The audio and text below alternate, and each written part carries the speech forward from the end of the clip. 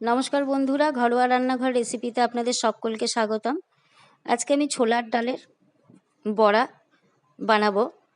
বেশ মোটা মোটা সুন্দর সাদা সাদা ডাঁটা আর আলু দিয়ে তার ঝোল বানাবো। তবে ছোলার ডালের বড়া বানানোর জন্য অবশ্যই আমি এখানে 200 গ্রাম ছোলার ডাল নিয়েছি। খুব ভালো করে জল দিয়ে ধুয়ে 3 ঘন্টা আগে আমি ডালটাকে ভিজিয়ে রেখেছি। 2-3 ঘন্টা ভেজালেই কিন্তু হয়ে যায়। তারপরে আমি এটাকে একটু আদার কুচি, ধনেপাতা, কটা কাঁচা লঙ্কা এই দিয়ে মিক্সিতে মোটামুটি পুরো একদম মিহি করে না বেটে আমি একটু সামান্য একটু যাতে আধ ভাঙা থাকে এরকমভাবে আমি করে নিয়ে এর মধ্যে দিয়ে দিলাম একটুখানি হিং গুলে, দিয়ে দিচ্ছি 1/2 চামচ হলুদ গুঁড়ো, স্বাদ অনুযায়ী লবণ, কটা লঙ্কা কুচি আর সামান্য একটু পেঁয়াজ কুচি। যারা পেঁয়াজ বেশি পছন্দ করেন বেশি দিলেও পারেন। আর দিয়ে দিচ্ছি কটা কালি জিরা। বেশ ভালো করে কিন্তু আমি ফেটিয়ে নিচ্ছি ডালটাকে। যত ফেটাবো ডালটা তত কিন্তু বড়াটা খুব মোলায়েম হবে, সুন্দর হবে। ভাবছেন রোজ রোজ বড়ার রেসিপি কেন আপনাদের সঙ্গে শেয়ার করছি আমি। আসলে আমি চেষ্টা করছি যাদের এই বৃষ্টিতে বর্ষা কাদায় রোজ রোজ বাজারে যেতে হয়, তাই যাতে বাজারে যেতে না হয়, কিভাবে অথচ সকলের মন পছন্দ রান্না করা যায়, সেই জন্য আমি এই রেসিপিগুলো আপনাদের সঙ্গে শেয়ার করছি। আপনারা বাজারে না গিয়ে এই ধরনের রেসিপিগুলো বানিয়ে খাওয়াবেন, সবাই কিন্তু খুব সন্তুষ্টই হবে। মাছ মাংস ছাড়াও কিন্তু তাদের বেশ সুন্দর মজাদার খাওয়া তাদের হয়ে যাবে। যাই হোক, বড়াটাকে খুব ভালো করে ফেটানোর পরে গরম তেলের মধ্যে আমি অল্প অল্প করে দিয়ে লাল করে বড়াগুলোকে ভেজে নেব। আর যারা আমার চ্যানেলে নতুন তাদের কাছে রিকোয়েস্ট রইল আমার চ্যানেলটিকে সাবস্ক্রাইব করবার জন্য। আর অবশ্যই কিন্তু রেসিপিগুলো কেমন লাগছে কমেন্টসে জানাবেন। যারা যারা আমার চ্যানেলটিকে সাবস্ক্রাইব করেননি তাদের কাছে আমার প্রশ্ন যে আমার চ্যানেলে কি কি অসুবিধা আছে আপনারা কিন্তু কমেন্টসে অবশ্যই জানাতে পারেন। বড়াগুলো আমার ভাজা হয়ে গেছে, তুলে রেখে দিয়েছি। আর এর মধ্যে একটা মশলা ব্যবহার করব আমি, টমেটো, আদা আর কয়েকটা কাঁচা লঙ্কা পেস্ট করে নেব। তেলের মধ্যে একটু তেজপাতা আর একটু জিরা ফোড়ন দিয়ে দিয়েছি। তারপরে এর মধ্যে আলুগুলোকে দিয়ে সামান্য একটু লবণ আর হলুদ দিয়ে লাল লাল করে আমি ভেজে নেব। একটু লাল লাল করে ভেজে নেব।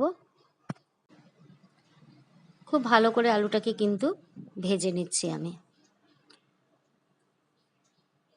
আলুটা আমার লাল করে ভেজে নেওয়া হয়ে গেছে। এবার আমি টমেটো আদার পেস্টের মধ্যে দিয়ে দিয়েছি। এর মধ্যে দিয়ে দিচ্ছি একটু কাশ্মীরি লঙ্কার গুঁড়ো, 1 চামচ শুকনো লঙ্কার গুঁড়ো, 1 চামচ জিরের গুঁড়ো, হলুদ দিয়ে দিচ্ছি 1/2 চামচ। ডাঁটাগুলোকে সব এর মধ্যে দিয়ে দিচ্ছি।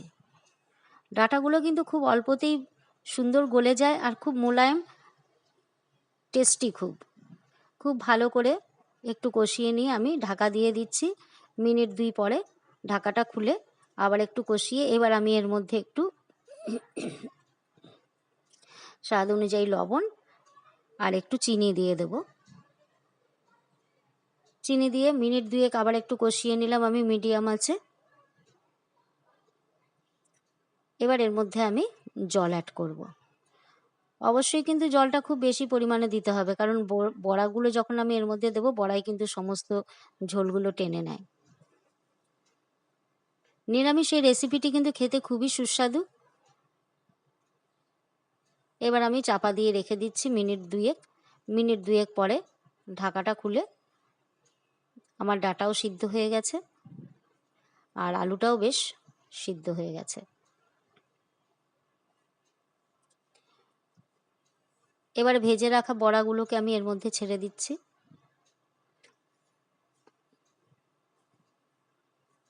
বড়াটা দেওয়ার পরে আমি মিনিট খানেক ভালো করে ফুটিয়ে নেব যাতে ঝোলগুলো বড়ার মধ্যে ঢোকে।